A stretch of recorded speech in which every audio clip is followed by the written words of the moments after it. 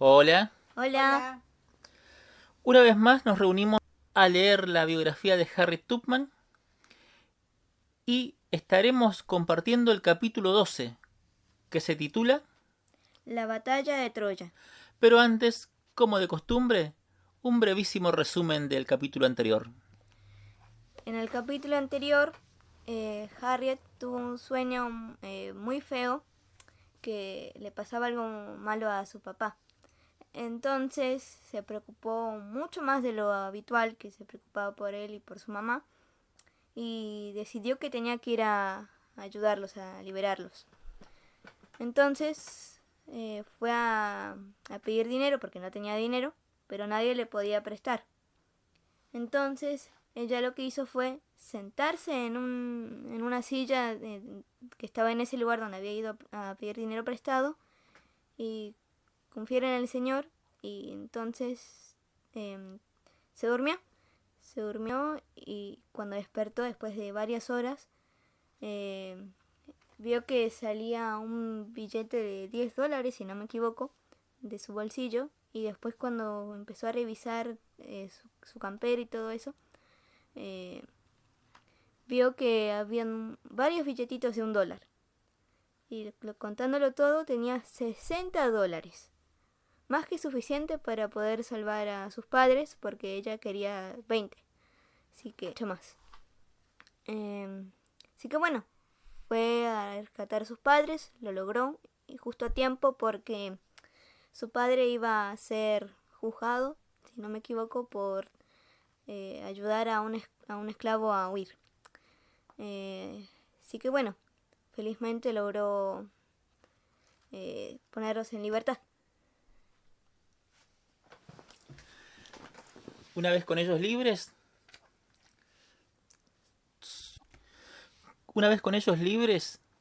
Harriet les consiguió una casa para que pudieran habitar en paz, por un lado, pero también siguió pensando y sabiendo que aún había mucho trabajo por hacer. Harriet sabía que los esclavistas sureños jamás dejarían sus posesiones para que fueran libres. Entonces, algo había que hacer. De alguna forma había que exigir la libertad, más teniendo en cuenta que por el tema de las leyes estaba complicado, había muchas trabas, también había muchas voces que criticaban lo que había hecho Harriet de llevarse a sus padres tan viejos y hacerlos pasar por un momento tan peligroso, tan difícil. Sin embargo, Harriet sabía de que había mucho más por hacer. Y a eso vamos ahora. Capítulo 12. La batalla de Troya.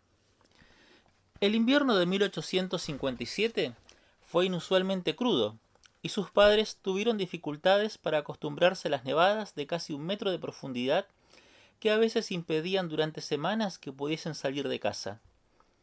Al llegar las navidades, Harriet se dio cuenta de que Ben y la vieja Reed iban a estar mejor en un clima más cálido.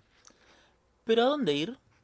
Finalmente decidió instalarlos en la pequeña ciudad de Auburn, Nueva York, por donde tenía que pasar con frecuencia, ya que allí estaba una de las estaciones del ferrocarril subterráneo, y muchos cuáqueros y abolicionistas vivían en la zona.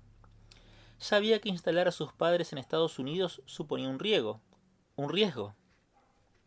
pero confiaba en que si los cazarrecompensas le planteaban problemas, su familia estaría protegida por los muchos e influyentes amigos que la ayudaban. El senador de Estados Unidos por Nueva York, William Seward, se había transformado en un gran admirador de Harriet y le ofreció venderle, a una tasa de interés muy razonable, una casa con un terreno que poseía en la calle South de Auburn. Fue un acto muy valiente por parte del senador, ya que su intención era concurrir a la carrera presidencial en las próximas elecciones, y una filtración en el sentido de que había vendido tierras a un esclavo fugitivo habría acabado con su candidatura. Incluso podían procesar la venta ilegal de tierras.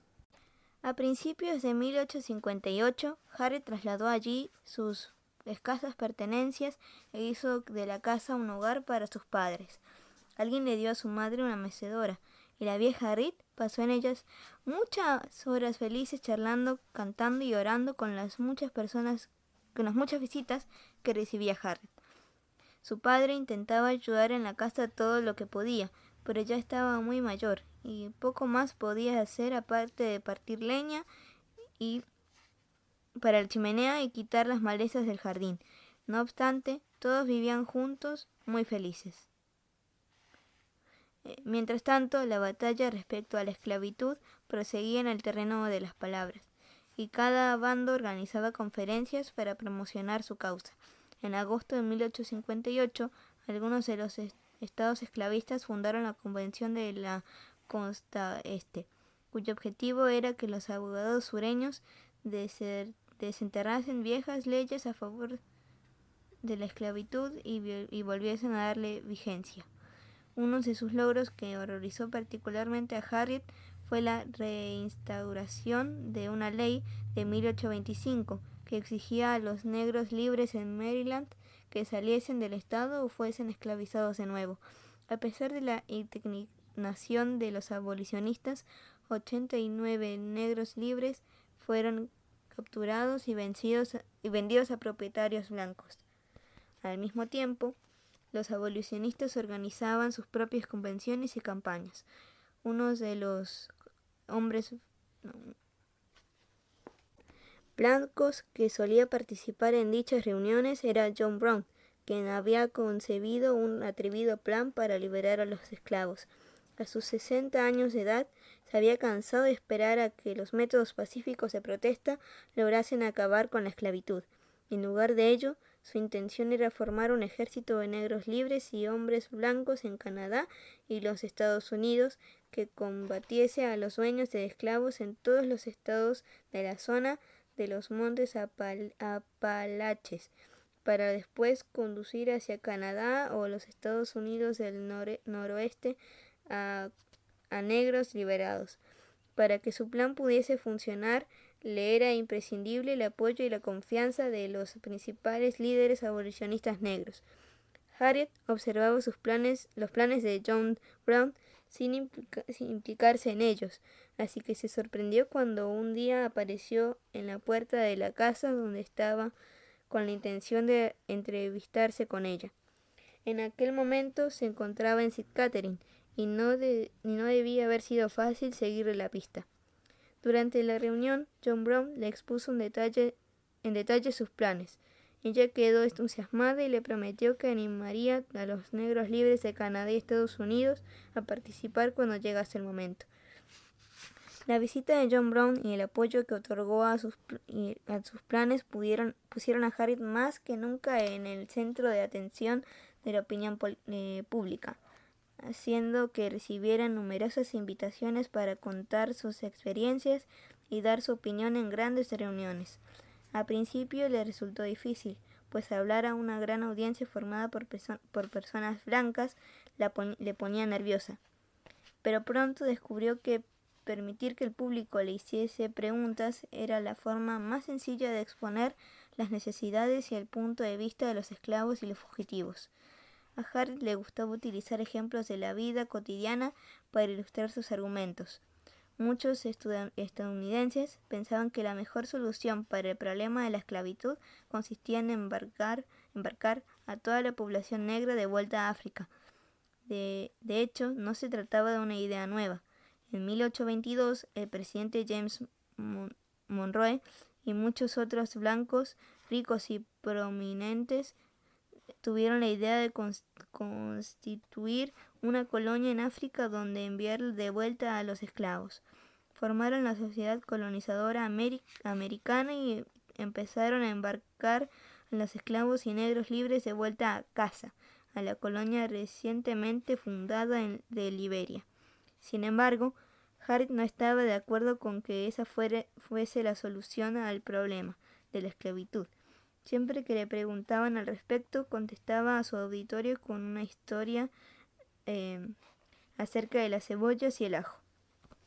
Hubo una vez un hombre que plantó cebollas y ajo para alimentar a sus vacas, pero un día descubrió que la leche y la mantequilla tenían un sabor muy fuerte, así que en lugar de ello decidió plantar tréboles. Pero muy pronto se dio cuenta de que el viento había esparcido las semillas de las cebollas y ajos por todos sus sembríos, así que crecieron junto con los tréboles. Esto es precisamente lo que ocurre en América. Los hombres blancos trajeron a los negros para realizar los trabajos pesados y ahora que su sabor les resulta desagradable, quieren desarraigarlos y embarcarlos rumbo a África. Pero no pueden hacerlo. Hemos echado raíces aquí y no nos pueden arrancar. Harriet siguió hablando en diferentes reuniones y todavía participó en algunas misiones difíciles en el sur. Muchos grupos antiesclavistas intentaron que desistiese absolutamente de ir al sur, temiendo que la capturasen y la quemasen en una estaca como advertencia a los demás negros. Pero a ella esto no le preocupaba. Solía decirle a todo el mundo que ella viviría justo hasta el día en que el Señor decidiese llevarse la casa. A pesar de ello, en septiembre de 1859, Harriet alcanzó su límite de agotamiento. Los muchos años de comer poco, sufrir un estrés constante, cuidar a sus padres y trabajar continuamente a favor de la causa del abolicionismo terminaron pasándole factura.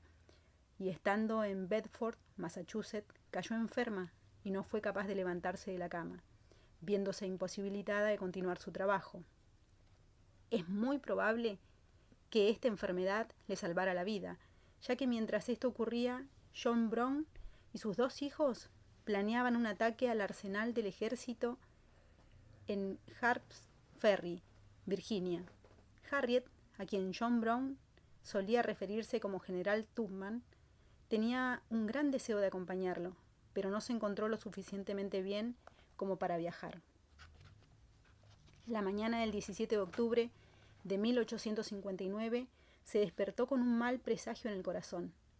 «Creo que ha sucedido algo terrible», le dijo a la mujer que la cuidaba. «¿Terrible para quién?», preguntó la mujer. «Para el capitán Brown», dijo Harriet, sintiendo de repente un escalofrío. «Me temo que le ha pasado algo horrible». Más tarde, aquel mismo día, recibieron la noticia de que el arsenal del ejército de Harpers Ferry había sido tomado y de que John Brown y 21 de sus seguidores mantenían como rehenes a 60 personas. Harriet gimió al enterarse de la noticia. Presentía que el plan no estaba funcionando bien, y en efecto, así era.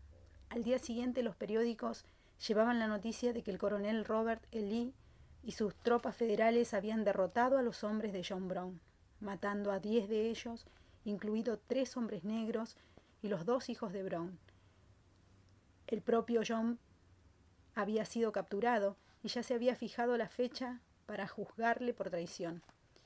Cuando le leyeron el artículo en voz alta, Harriet quedó devastada. Había puesto muchas esperanzas en Brown y sus hombres y continuó admirándolo por la forma en que siguió denunciando la esclavitud hasta el mismo momento en que lo ahorcaron 6 semanas después. Al igual que muchos negros de toda Norteamérica, Harriet nunca olvidaría las últimas palabras de su amigo. Ya en el patíbulo dijo así: «Si resulta que es necesario que yo entregue mi vida para promover la causa de la justicia y que mezcle mi sangre con la sangre de mis hijos y de los millones de esclavos de este país cuyos derechos son ignorados por leyes malvadas, crueles e injustas, yo digo que así sea». Tras la muerte de John Brown, los blancos del sur quedaron más convencidos que nunca de que se preparaba algún plan para liberar a sus esclavos. Así le habría gustado a Harriet, pero en lugar de ello, el movimiento abolicionista continuaba avanzando a paso de caracol, organizando reuniones y liberando siempre que podía a pequeños grupos de esclavos de las plantaciones. Harriet continuó formando parte de este proceso y se dedicó principalmente a servir de inspiración a los demás y llevar el mensaje de lo horrible que es ser propiedad de otro ser humano. El 27 de abril de 1860, de camino en tren a Boston para dar una conferencia en la Sociedad Antiesclavista de Nueva Inglaterra, se detuvo en Troya, Nueva York, para visitar a un pariente que vivía allí. Apenas había bajado del tren cuando se enteró del apuro en el que se encontraba Charles Neil, un esclavo fugitivo de Virginia. En su intento de llegar a Canadá, Neil había sido capturado cerca de Troya y su destino debía decidirse en juicio ante un comisionado federal. Todo parecía apuntar a que sería devuelto a su propietario en Virginia. Sin embargo, muchos de los residentes en Troya se oponían a la esclavitud en general y especialmente a la ley de esclavos fugitivos. Muchos de ellos se manifestaron en el exterior del tribunal, en la esquina de las calles State y First. Los partidarios de la esclavitud también se reunieron allí y acabó creándose un ambiente de gran tensión entre la multitud allí congregada. Cuando Harriet supo lo que sucedía, fue directamente al edificio de los juzgados para ver lo que podía hacer para ayudar a Neil. Tan pronto como llegó, empezó a pensar como un general. Examinó a las aproximadamente 1000 personas que abarrotaban los alrededores de la Corte de Justicia. No había gente suficiente. Para poder rescatar a Neil iba a necesitar a muchas más personas, con la intención de crear una situación caótica que le permitiese liberarlo. Sin detenerse mucho a pensar en lo que estaba haciendo, Harriet se dirigió a algunos muchachos que estaban cerca de ella y les dijo: «Vayan por toda la ciudad gritando ¡Fuego! ¡Fuego!». Sabía que cuando empezasen a sonar las campanas de los bomberos y sus carretas recorrieran a toda velocidad las calles de la ciudad, mucha más gente saldría de su casa a ver qué estaba pasando. El plan funcionó a la perfección, y en poco tiempo la multitud había aumentado hasta las 5000 personas, tanto blancos como negros. Mientras tanto, adoptó una postura encorvada y pretendiendo ser una anciana se abrió paso hasta la sala del juicio en la segunda planta para asistir al proceso con sus propios ojos. La sala del tribunal estaba repleta y no tuvo más remedio que quedarse en pie en la parte de atrás. El comisionado federal no tardó mucho en hacer pública su decisión sobre el caso. Tal y como se esperaba, Neil debía ser devuelto esa misma noche a su propietario en Virginia. No obstante, el abogado de Neil pidió permiso inmediatamente para apelar el veredicto, y una vez concedido, abandonó el tribunal para preparar la audiencia de apelación. Mientras todos los demás esperaban en la sala de justicia, se empezó a oír una voz que subía desde la calle. «Compraremos su libertad». «¿Cuál es el precio que pide por él su amo?», preguntó la voz. El representante del propietario, que estaba presente en la sala, se acercó a la ventana y respondió: $1200. Las personas presentes entre la multitud empezaron a recolectar el dinero para pagar el precio de compra, y pronto habían reunido la cantidad exigida. «Ya tenemos el dinero», gritaron desde la calle. Harriet observó la expresión de sorpresa en la cara del representante. El hombre se acercó a la ventana, pero en vez de aceptar la suma que había pedido, subió el precio. $1500, replicó. La muchedumbre se sintió ofendida por su actitud y empezó a maldecirlo e insultarlo. «Yo ofrezco $200 por su rescate, pero su amo no verá ni un céntimo», gritó alguien de entre la multitud. La gente empezó a vitorear cada vez más fuerte, y muchos de los presentes en la sala se unieron a los gritos. El abogado volvió pronto a la estancia donde se celebraba el juicio con una orden de otro juez que ordenaba que Neil fuese trasladado a un juzgado calle abajo, donde se decidiría en cuanto a su apelación. Neil fue esposado con la intención de conducirle hasta allí. Harriet aprovechó rápidamente la oportunidad. Corrió hasta la ventana de la sala del tribunal y avisó a la multitud que se congregaba abajo. «Se dirige hacia ustedes. ¡Rescátenlo!». La muchedumbre se agitó todavía más. Mientras la policía intentaba conducir a Neil hasta el nuevo lugar de juicio, Harriet salió disparada escaleras abajo. Empujó al suelo a un policía, se agarró al brazo de Neil y se negó a soltarlo. Un oficial de policía la golpeó en la cabeza con su cachiporra, pero ni siquiera así consiguió que Harriet lo soltase, sino que ésta siguió tirando a Neil, intentando arrebatarlo de las manos de su escolta. La muchedumbre les empujaba por doquier, pero todos lados empezaron a volar los puños y otras armas, e incluso sonaron algunos tiros, pero ella se mantuvo firme. La golpearon varias veces más con las cachiporras, pero siguió sin soltar al prisionero. Cuando los tiraron al suelo, aprovechó para colocarle su sombrero, así que cuando los pusieron de nuevo en pie, a los policías y a los partidarios de la esclavitud les resultó difícil reconocerlo. Las calles de Troya empezaron a llenarse de sangre, a medida que se desarrollaba una batalla campal entre la policía y los partidarios de la esclavitud por un lado y los abolicionistas por otro. En medio de toda aquella confusión, Harriet seguía decidida a intentar liberar a Neil. Finalmente los desconcertados policías soltaron a su presa y Harriet condujo rápidamente al fugado hasta la orilla del río Hudson, donde lo introdujeron boca abajo en el fondo de un bote, y un barquero compasivo se lo llevó remando.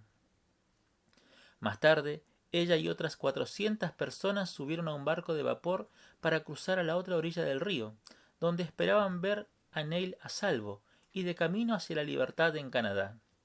Sin embargo, el comisionado federal se les había adelantado mediante un telegrama a las autoridades, y cuando Neil llegó al otro lado, fue arrestado por el alguacil local y custodiado fuertemente en la tercera planta de la sede del juez de paz local. Cuando Harriet y los demás descubrieron lo que había sucedido, entraron como una avalancha en la sede judicial. Varios hombres fueron recibidos a tiros al tratar de subir las escaleras del edificio, pero a pesar de todo, el grupo consiguió llegar a la tercera planta. Allí, un fornido hombre negro echó abajo la puerta del despacho, aunque nada más entrar un alguacil le golpeó la cabeza con un hacha. Aquel hombre corpulento se desplomó en el suelo justo en el rellano de la puerta, impidiendo con su cuerpo que los que estaban en el interior pudiesen volver a cerrarla. Harriet lideró la carga al interior de la oficina. Ella y otras mujeres saltaron sobre el cuerpo caído de su compañero y se impusieron a los atemorizados alguaciles que se acurrucaban en el interior. Neil fue llevado escaleras abajo, donde un hombre que había acudido allí al enterarse de lo sucedido le ofreció su caballo y su caleza para que huyese con ellos. Lleno de magulladuras, el fugitivo subió al pescante, arreó al caballo y se marchó de allí inmediatamente. Harriet tenía golpes y arañazos por todo el cuerpo, y los abolicionistas de Troya le dieron refugio, permaneciendo allí escondida durante varios días hasta que repuso fuerzas y la policía dejó de buscarla. Le alegró saber que Neil había conseguido llegar a Schenectady, donde fue acogido por un grupo de antiesclavistas que le ayudó a llegar hasta la libertad en Canadá. Algún tiempo después, Harriet continuó su camino hasta Boston, convertida ya en la heroína de lo que llegaría a conocerse como la batalla de Troya. Fin del capítulo 12. Bastante movido. Sí. Y nos despedimos hasta el próximo, que será el 13, que se titula Al fin podemos decir que somos ciudadanos de un país. Hasta pronto. Adiós. Chao.